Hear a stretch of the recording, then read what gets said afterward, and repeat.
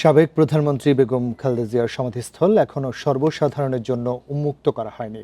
তবে সকাল থেকেই সাধারণ মানুষও দলীয় নেতাকর্মীদের অনেককেই শ্রদ্ধা জানাতে সেখানে ভিড় করেছেন। আরও জানাতে এই মুহূর্তে জিয়া উদ্যান থেকে যোগ দিচ্ছেন সহকর্মী আফসানা আফরোজ জুই। আমরা জানি গতকাল লক্ষ মানুষের শ্রদ্ধার ভালোবাসায় বেগম খালেদা জিয়াকে তার স্বামীর পাশে দাফন করা হয়েছিল এবং আজও সেখানে নেতাকর্মী বা সাধারণ মানুষের জড়ো হওয়ার কথা আমরা জানছি। তো সর্বশেষ পরিস্থিতি যদি একটু জানান। আমরা এই মুহূর্তে আছি রাজধানী জিয়া উদ্যানে, যেখানে শায়িত আছেন শহীদ প্রেসিডেন্ট জিয়াউর রহমান।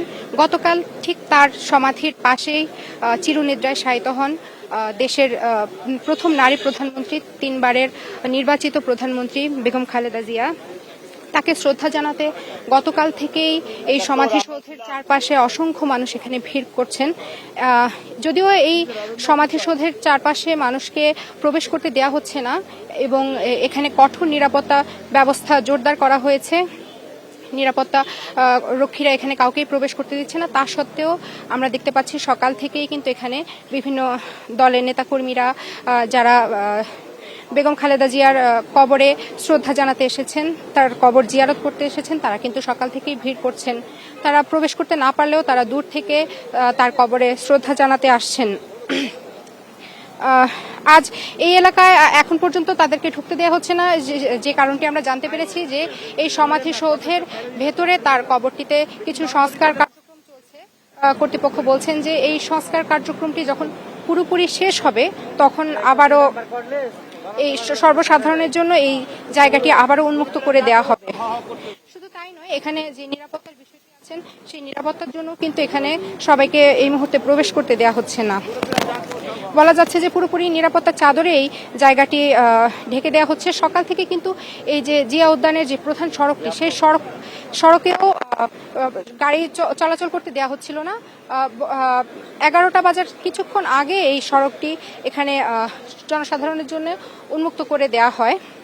একটি বিষয় বলতে চাচ্ছিলাম যে যেই মানিক মিয়া অ্যাভিনিউতে বেগম খালেদা জিয়া স্বৈরাচার বিরোধী বক্তৃতা দিয়ে আপসীন নেত্রীর উপাধি পেয়েছিলেন, সেই মানিক মিয়া অ্যাভিনিউতেই তিনি গতকাল অসংখ্য মানুষের, লক্ষ মানুষের শ্রদ্ধায় ভালোবাসায় চিরবিদায় নিয়েছেন। এখানে তার জানাজায় অসংখ্য মানুষ অংশ নিয়েছিল, লক্ষ লক্ষ মানুষের একটি জনস্রোতে পরিণত হয়েছিল। অনেকেই বলছেন যে এই জানাজাটি দেশের ইতিহাসে অন্যতম বড় জানাজায় পরিণত হয়, বড় একটি জনসমাবেশে পরিণত হয়, যেটি সংসদ ভবনের দক্ষিণ প্লাজা থেকে শুরু করে মানিক মিয়া এভিনিউ ছাপিয়ে কয়েক কিলোমিটার পর্যন্ত এই জনস্রোতটি বিস্তৃত হয়ে যায়। তো এই জানাজায় অংশ নিয়েছিলেন সব শ্রেণী পেশার মানুষ, শুধু রাজনৈতিক কর্মীরাই নয়, এখানে এসেছিলেন বিভিন্ন দেশের সরকারের পক্ষ থেকে সরকারের নেতৃবৃন্দরা এখানে অংশ নিয়েছিলেন, আমাদের বিভিন্ন রাজনৈতিক দলের নেতারা অংশ নিয়েছিলেন, বিভিন্ন শ্রেণী পেশার মানুষ।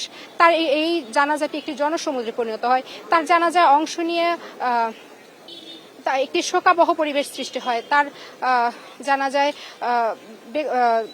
বেগম খালেদা জিয়ার পুত্র জনাব তারেক রহমান তার মায়ের পক্ষ থেকে সবার কাছে ক্ষমা চান এবং মায়ের জন্য দেশবাসীর কাছে তিনি দোয়া কামনা করেন। রাজধানীর জিয়া উদ্যান থেকে আমাদের সর্বশেষ পরিস্থিতি জানাচ্ছিলেন সহকর্মী আফরোজা জুই।